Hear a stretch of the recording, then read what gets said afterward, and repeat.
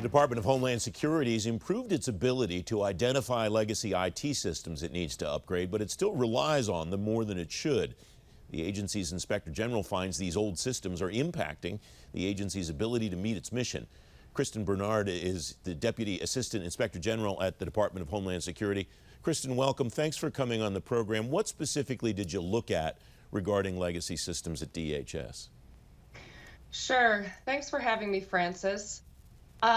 So we here at the OIG, we try to keep abreast of the department's IT progress as well as their pain points. This audit was just one in a series of many reports that we've done over the last 10 years, especially in light of IT reform initiatives that have really taken flight over the last 10 years. So for this particular audit, we focused on two key areas of IT reform, which is the shift to cloud computing, of course, and consolidating IT services. So as far as progress that the department had made, well, we found they had made progress in both areas for cloud migration and data center optimization. Although the department is sort of taking a one-by-one approach to lift and shift, one system at a time, one component at a time to the cloud. It had still met or exceeded its goal to transition about 30% of its systems by the first quarter of 2019. It seems they've become more comfortable leveraging cloud solutions over the past few years, especially since the FY19 Cloud Smart strategy. So I think that certainly helped them, especially now, to mobilize their workforce. Similarly, we cited progress with the data center optimization. I believe they were down to 15 data center sites from a peak of about 100 or 102. So that was also progress.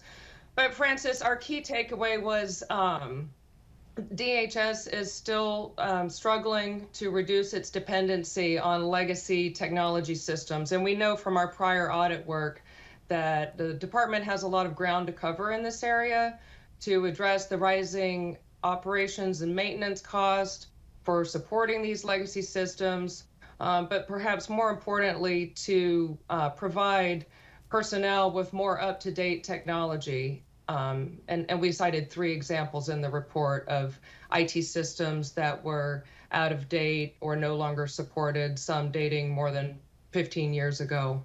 Yeah, one of those systems, I did a little math calculation, only one of them, it seems, has been implemented, instituted since the actual stand-up of the department about 18 years ago. The other 2 predate even the establishment of the Department of Homeland Security.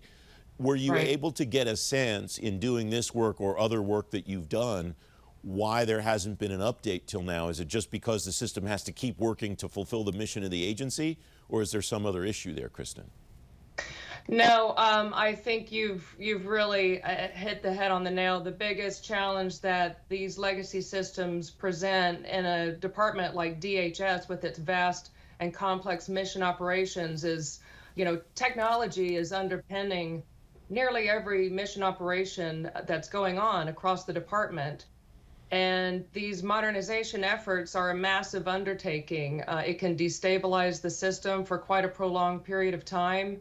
There's often a large data migration effort and application recoding effort that goes along with modernizing these older systems. But because it's so critical to keep the systems up and running without interruption, there can be a lot of risk associated with these modernization efforts. So I think that's definitely the biggest challenge at play here. The recommendations struck me, Kristen, as an amateur observer, as all heavy lifts. I guess the benefit DHS has is that its new CIO is certainly not new to information technology. Karen Evans has been around the federal IT community for a long time. Walk me through the recommendations that you are suggesting that DHS undertake. Sure. So, DHS really needs to overcome these longstanding IT deficiencies. It's certainly not going to happen overnight.